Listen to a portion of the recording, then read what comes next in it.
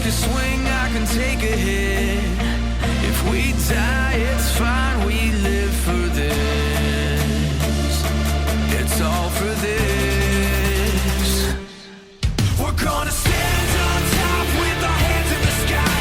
Gonna raise our cup to the stadium lights. For the glory, for the glory. We celebrate with the city tonight. Hear the hometown cheer, it's the ultimate high. For the glory, we do it for the glory. What's happening, troops? Welcome to the final Hero Fest Hero tutorial video of November. This time we have the Viking faction's biggest bully, Jormungandr. I started playing For Honor this year after a lot of heroes have changed for reworks, so I can now experience the horrors that some of these heroes brought to the community, and Jorm is one of them. Before, she used to be centered around stamina bullying her opponents, which could sometimes get very annoying. However, she was changed to be more of a physical bully, I guess you can say. Jorm is another hero with a 2-hit chain. Very simple and effective, and honestly makes things a lot easier when it comes to making these videos. A simple light to heavy or heavy to light, each input can be put into any order you like. Light light, heavy heavy, and so on. Even though Jorm has a 2-hit chain, there's actually a way to extend this by implementing her zone. Any finishers, light or heavy, can be extended by adding the zone after the finisher, which gives Jorm an infinite chain.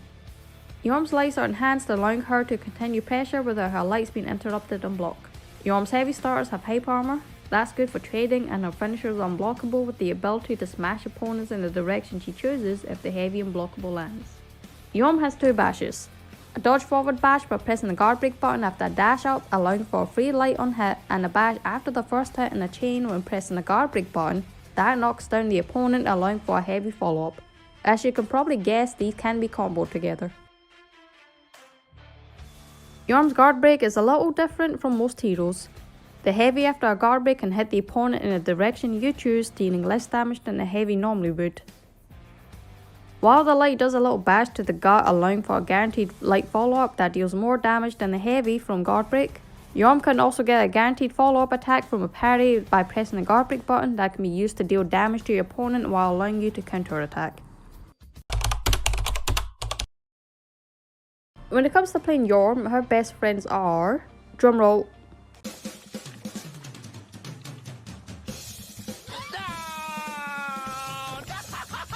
waltz. Jorm has the ability to throw her opponents in the direction of her heavy finishers, allowing for a free heavy follow-up from a wall splat. This makes Jorm dangerous in certain areas of the map, especially when ledges are close by.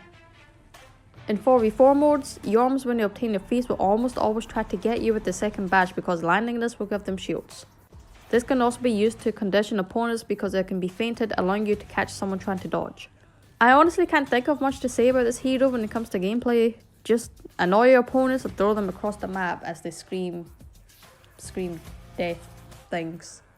Pro Jorm players, if you got something to say about this hero, then please let us know in the comments, because I can't think of anything other than just throwing your opponents around like toys and aggressively smashing in their privates because Jorm's a fucking ball bag.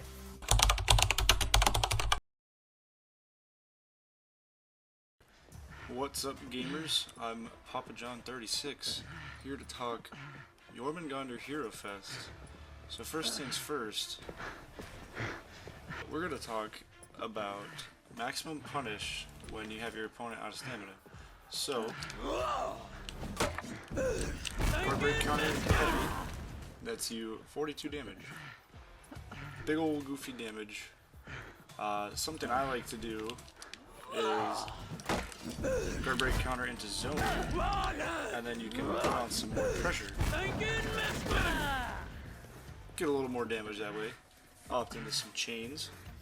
When you're playing on maps that have a ledge, Jorm can put a lot of pressure on her opponents by ending her chains with heavies. Your opponents will fear being ledged, and in most cases will try to parry if they think that's your intention. Even if it isn't, it still can be if you feint to guard break. So, aside from lights and heavies and all the basic button presses you do, Jorm has an in-chain bash that is feintable. So if you hit this bash, You hit that bash, you land it, your opponent falls down to the ground, and you can get a heavy attack. Big heavy slam for 26 damage. So this mid-chain bash is feintable. You can feint, guard break your opponent, and continue some chain pressure, especially if you're near a wall. This is pretty good, so you can keep piling on some damage here.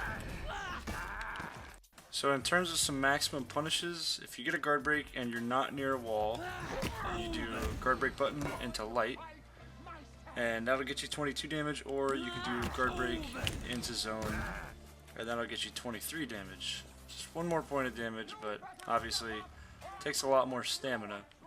Now you come up here to a wall, you get guard break, and you press any of your directional heavy buttons, you can wall splat. So just those bit of confirmed damage there, 34 damage, and you can also again continue your chain pressure. So you can bonk, top heavy, and kind of repeat something like that. So the way I like to play a lot of Jormungandr is mixing up mainly around the unblockable heavies. I like to try to position myself near walls as much as I can, because that's going to be your bread and butter with this character, is wall splats and kind of making them fear the unblockable. So in a scenario like this, if they're just staring at me, you can backstep lights and throw your heavies around and like that. Kind of make people a little afraid, but there's a lot of options, and at any point through the chain you can do pretty much anything that the character has. Almost everything chains into each other, so you have a lot of options. Best tip is to really just kind of read what your opponent does. Don't be afraid to feint that bash and see how your opponent reacts, especially with the side heavies. Don't be afraid to throw the heavies, because a lot of the times your opponent's not going to know what you're planning on doing. It's a 50-50 and you're at wall, and that wall is the scariest thing for your enemy to have when you're playing this character. Like every Hero Fest tips and tricks, this is a universal tip that applies to anyone you use, and I feel like I have to include it in every video because it's so useful. If you're up against opponents that likes to spam crushing counter lights, then throwing a heavy to bait it out is one of the easiest light parries you can possibly have in this game. If there are any professional Jorm mains out there that would like to give your opinion on the hero and share your wisdom, then please do leave a comment down below. Some of this information has been taken from the For Honor Info Hub website. They have tons of different information on heroes and punishes that can help, so please check out when you have the time. Jorm's a heavy hero, and that means she has access to some of the best perks in the game, and those are Bastion, when in the zone gain 10% damage resistance as long as you're inside the zone. Vengeful Barrier, when exiting Revenge gain a temporary 25 health shield. Last Stand, when in critical health gain 40% damage resistance. I won't be going deep into perks, but as a heavy hero those are what you should be using if you don't have the right armor pieces for everything. Then you should prioritize getting Vengeful Barrier above all else. If you would like a deep dive into perks and how to activate them, then please let me know down in the comments. As for Jorm's feats, she has some pretty unique ones made for her playstyle that you should be using, especially when playing modes like Dominion. Oh, fuck's sake. Feat 1, Jotun Salve. You can just correct me in comments if I say any of this wrong. Gain health when hitting enemies with Jotun Surge, Farewell, Gift, or Grudge. Hanar's Favor. Gain a temporary shield after landing Hammer Slam on an enemy hero. Zealot's Bolt. Throw a projectile that deals low damage, knocks back opponents, and depletes all stamina. Twilight of the Gods. Launch a powerful attack that deals some damage and unbalances opponents. Obviously these are my preferences, so if you like any other feats then please use whatever you like.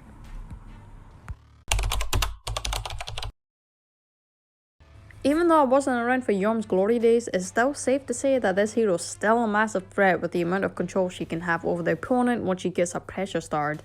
And since she's a heavy, she has access to some of the best perks in the game on top of having really good feats. Overall, a very enjoyable hero to play with. Right troops, that concludes the video. If there's any Jorm mains watching, did I miss anything or any advice you would like to share from myself and the newer players? If you're new to the channel and you've made it this far, I hope you consider subscribing and liking the video.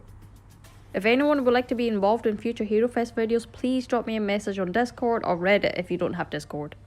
Thanks for watching, bye. Dude, we're fucking.